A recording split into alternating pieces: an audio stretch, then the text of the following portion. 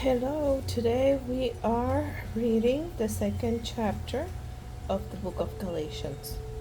The Apostles accept Paul. 14 years later, I went back to Jerusalem again. This time with Barnabas and Titus came along too. I went there because God revealed to me that I should go. While I was there, I met privately with those considered to be leaders of the church and shared with them the message I had been preaching to the Gentiles. I wanted to make sure that we were in agreement for fear that all my efforts had been wasted and I was running the race for nothing. And they supported me and did not even demand that my companion Titus be circumcised, though he was a Gentile. Even that question came up only because of some so-called believers there, false ones, really, who were secretly brought in. They sneaked in to spy on us and take away the freedom we have in Jesus Christ. They wanted to enslave us and force us to follow their Jewish regulations, but we refused to give in to them for a single moment. We wanted to preserve the truth of the gospel message for you. And the leaders of the church had nothing to add to what I was preaching. By the way, their reputation was great. As great leaders made no difference to me, for God has no favorites. Instead, they saw that God had given me the responsibility of preaching the gospel to the Gentiles, just as he had given Peter the responsibility of preaching to the Jews.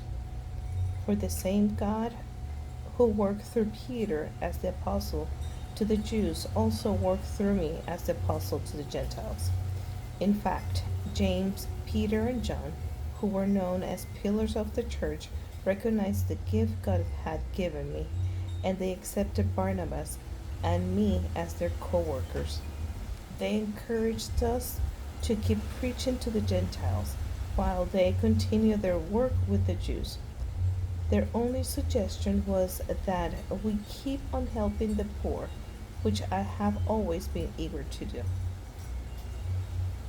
Paul confronts Peter. But when Peter came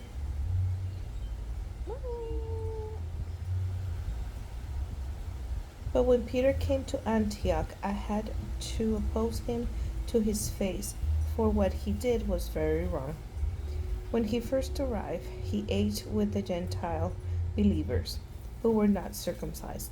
But afterward, when some friends of James came, Peter wouldn't eat with the Gentiles anymore.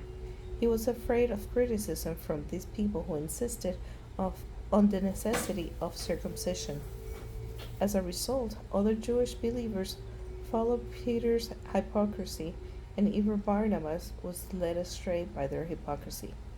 When I saw that they were not following the truth of the gospel message, I said to Peter in front of all the others, "Since you, a Jew by birth, have discarded the Jewish laws and are living like a Gentile, why are you now trying to make these Gentiles follow the Jewish traditions? You and I are Jews by birth, not sinners like the Gentiles. Yet, we know that a person is made right with God by faith in Jesus Christ, not by obeying the law. And we have believed in Christ Jesus so that we might be made right with God because of our faith in Christ, not because we have obeyed the law. For no one will ever be made right by God by obeying the law.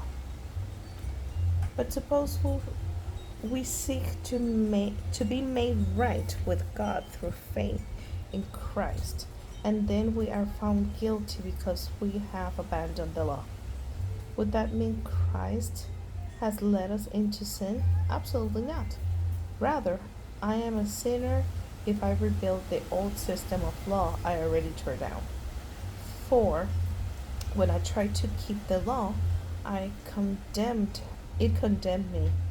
So I died to the law.